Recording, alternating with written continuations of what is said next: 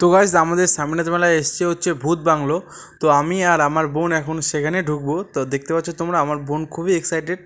তো গাইস আমরা এখন ফাইনালি ভিতরে এন্ট্রি করে নিলাম।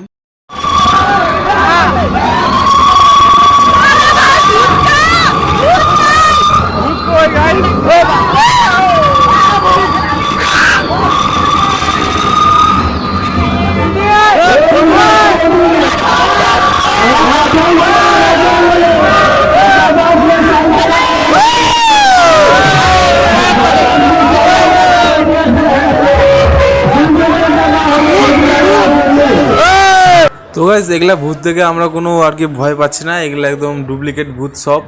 এগুলা দেখে আমাদের কোনো যায় আসে না, কোনো কিছুই হচ্ছে না। তো তোমাদেরকে বলবো তোমরা এগুলাতে ভুল করে ঢুকিও না, বেকার টাকা নষ্ট।